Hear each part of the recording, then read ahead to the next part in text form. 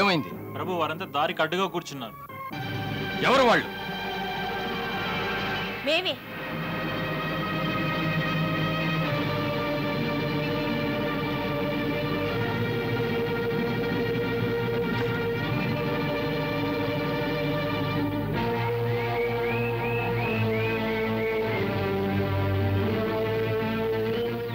చెప్పండి, ఎందుకు?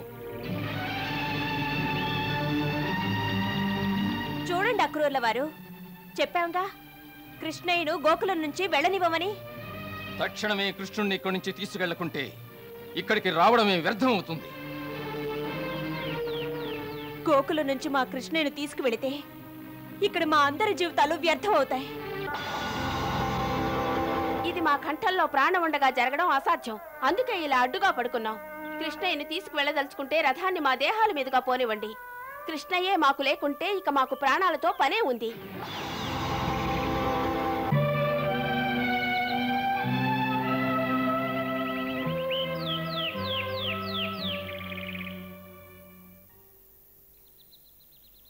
ఎందుకంటే ఇది మా మాతాపితల యొక్క ఆజ్ఞ. ఇలా మీ మాతాపితల ఆజ్ఞానుసారం వెళ్ళవలసి ఉంటుందని నీవప్పుడు ఆలోచించలేదా? మురళిని మ్రోగించి నీ ప్రేమ బంధంలో మమ్మల్ని బంధించావెందుకు? నీవు అమాయకంగా మాట్లాడుతున్నావు. ఈ ప్రేమ బంధం నేను మీకు దగ్గరగా ఉంటేనే దృఢంగా ఉంటుందా? నేను మీకు దూరం అయితే ఈ బంధం తెగిపోతుందంటావా? అంటే మీరు ప్రేమ బంధాన్ని అర్థం చేసుకోలేదన్నమాట. దీని అర్థం ఒక్కటే, మీరెవరూ ఎప్పుడూ నన్ను ప్రేమించలేదని. ఏమన్నా? మేము ప్రేమించలేదా? ప్రేమించకపోతే ఈ కన్నీళ్లు, దుఃఖం, బాధ మాకెందుకు?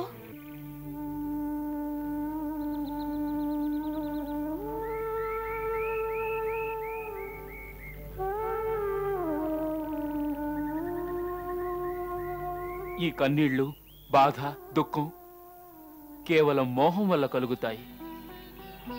ఇలా దారికి అడ్డుపడటం, విలపించడం ప్రేమకు నిదర్శన కాదు, కేవలం మోహానికి ప్రదర్శన. దీన్ని నువ్వు మోహ ప్రదర్శన అంటున్నావే? ఇది ప్రేమలోని అసక్తత, ప్రేమ యొక్క బలిదానం. ఎటువంటి బలిదానం ఇది? మా ప్రాణాల ఆత్మత్యాగం. నీవు లేని విరహం సహించరానిది. అందుకని నీ రథ చక్రాల కింద పడి ప్రాణాలు విడుస్తావు. వెళ్ళాలనుకుంటే నీ రథాన్ని మా శరీరాల మీద నుంచి పోనిపు. మీరు నన్ను నా కర్తవ్య మార్గంలో వెళ్ళనివ్వకుండా ఇలా అడ్డుపడ్డం వల్ల అందరూ ప్రేమను గెలిచామనుకుంటున్నారా? ప్రేమను అర్థం చేసుకోలేకపోతున్న మీరు ఎలా ప్రేమించగలరు?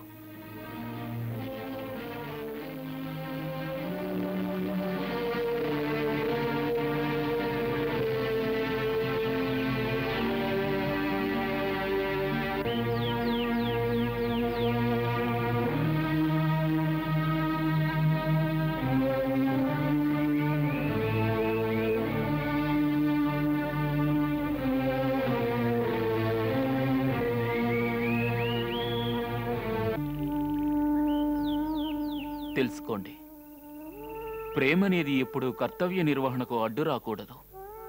స్వచ్ఛమైన ప్రేమంటే కర్తవ్య మార్గాన వెళ్లే తన ప్రేమికుడికి మనస్ఫూర్తిగా ఉత్సాహాన్నిస్తుంది, అతనికి తోడుగా ఉంటుంది, అతనికి బలాన్నిస్తుంది, శక్తినిస్తుంది. అంతేగాని అతను ముందు ఇలా కన్నీటి ధారలను స్రవించదు. నేను అనుకుంటుండేవాడిని, మీ నుంచి నాకు నిర్మలమైన ప్రేమ లభించింది, ఆ వాత్సల్యపు ఛాయలో నేను జీవితం గడపగలనని.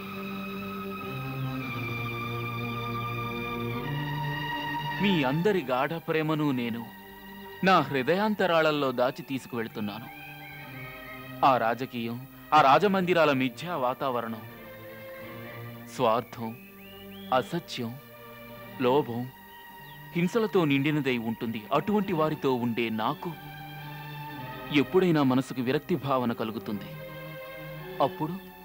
అప్పుడు నా హృదయంలో దాగి ఉన్న తమ నిశ్చల నిస్వార్థమైన ప్రేమ యొక్క అనుభూతితో నా మనసుకి ఊరట కలిగించుకుంటాను.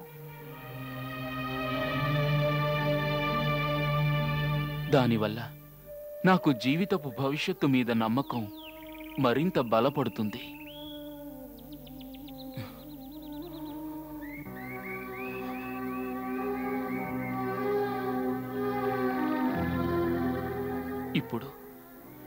ఇప్పుడు మీ అందరినీ చూస్తుంటే నేను అపార్థం చేసుకున్నాననిపిస్తోంది.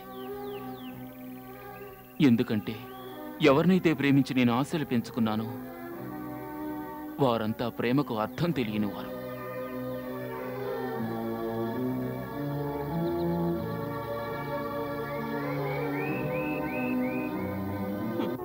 నువ్వు స్వార్థపరుడవి.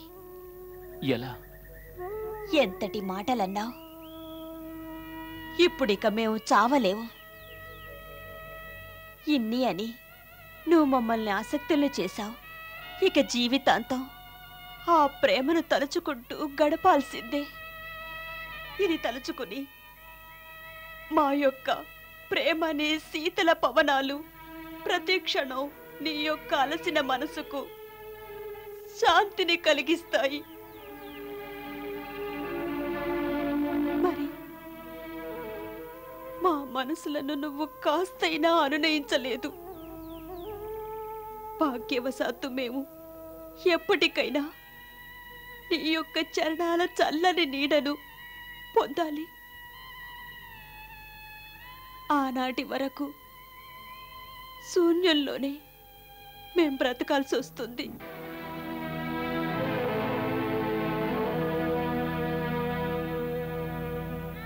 కాదు, జీవితం శూన్యం కాదు. మీ అందరినీ మళ్ళీ తప్పక కలుస్తాను.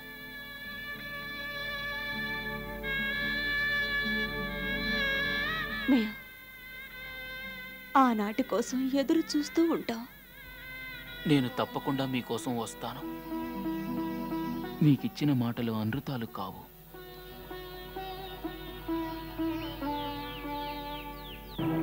వెళ్ళొస్తాను.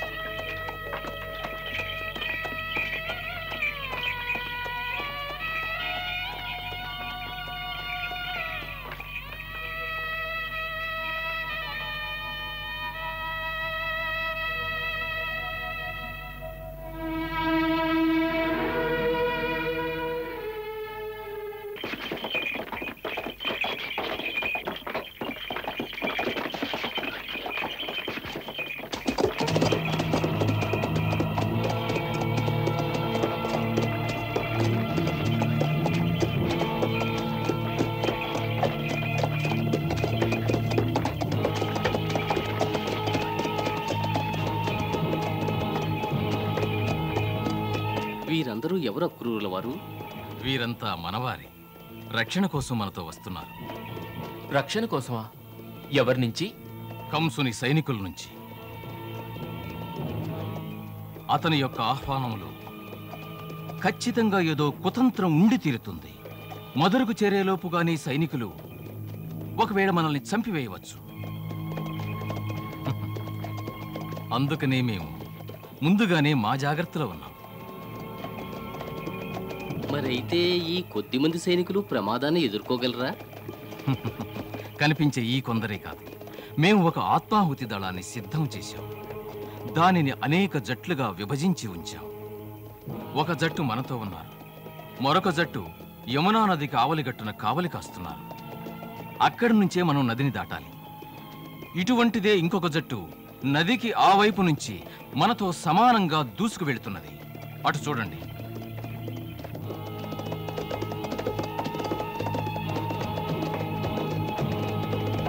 వారెందుకు?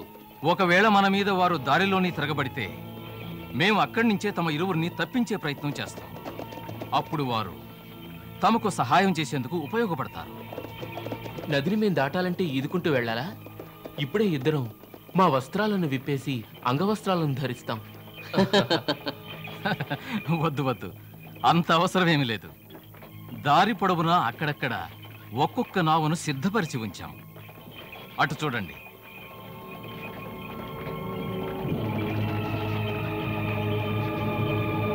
ఈ ఏర్పాట్లన్నీ బ్రహ్మాండంగా ఉన్నాయి అక్రూరుల వారు. తమరు ఏ సేనల భయం వలన ఈ ఏర్పాట్లు చేశారో వారి జాడ మనకెలా తెలుస్తుంది? అందుకోసమే మన వారు ఆ పర్వతం మీద నుంచి నిరంతరం కావలి కాస్తున్నారు. అటు చూడండి.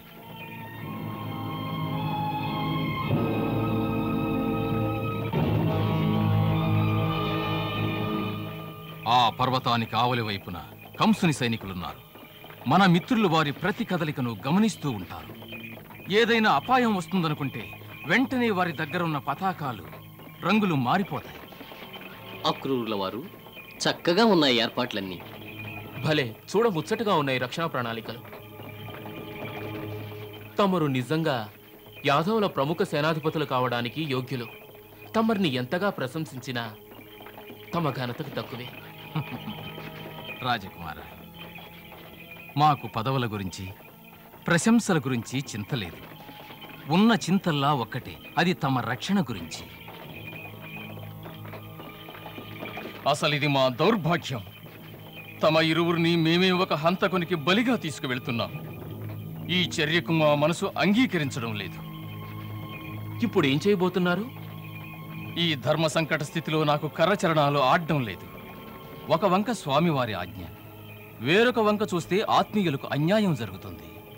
తమరు మధురానగర్కి ప్రవేశించకముందే తమను మూడో కంటికి తెలియకుండా సురక్షిత స్థానానికి చేర్చాలి.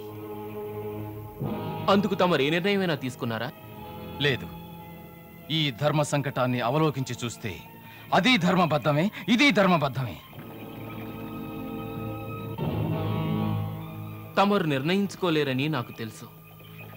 ప్రస్తుత కర్తవ్యం నేను నిర్ణయించాను. ఏమిటది? అక్రూరుల వారు, ఈ సమయాన తమరు నిర్వర్తించవలసిన కర్తవ్యాలు 2. మరి నేను నిర్వర్తించవలసిన కర్తవ్యం 1. తమరొక రాజనీతిజ్ఞునిగా కర్తవ్యాన్ని పాటిస్తున్నారు. నేను కేవలం ఒక పుత్రునిగా నా కర్తవ్యాన్ని పాటిస్తున్నాను. ఓ పుత్రుడిగా నేను ఇప్పుడు చేయవలసింది ఒకటే ధర్మం. ఏ పరిస్థితిలోనూ మా పితృదేవులు చేసిన వాగ్దానం అనృతం కాకూడదు. మా పితృదేవులు కంసునికి వాగ్దానం చేశారు. అది అవశ్యం నేను పాటించి తీరాలి. అదే పుత్రునిగా నా ధర్మం. అందువలన తమరు నిర్వర్తించవలసిన కర్తవ్యం 1. ప్రస్తుతం తమరు తమ స్వాముల ఆజ్ఞానుసారం ఇప్పుడే నన్ను తీసుకువెళ్లి మహారాజు కంసునికి అప్పగించండి.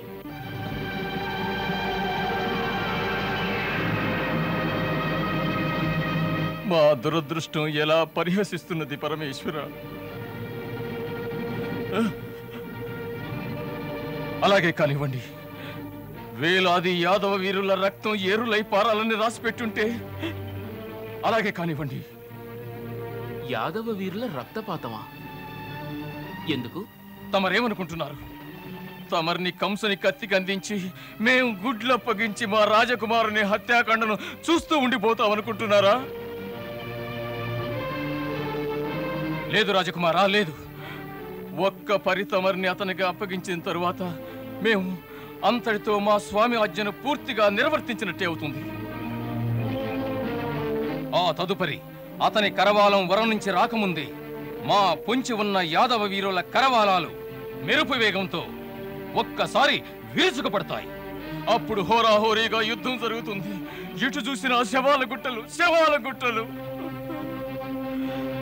అప్పుడు మా యాదవ వీరులు తమ శవాల గుట్టల మీదుగానే తమ ఇరువురిని కాపాడి తీసుకెళ్తారు. ఇందులో మాకు పూర్తి విశ్వాసం ఉంది. తమరు కూడా మా మీద విశ్వాసం ఉంచండి.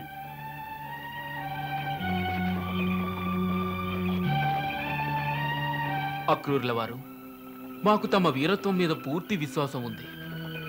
తమ రాజభక్తి మీద కూడా విశ్వాసం ఉంది. ప్రస్తుతం తమకే మాపై విశ్వాసం లేదు.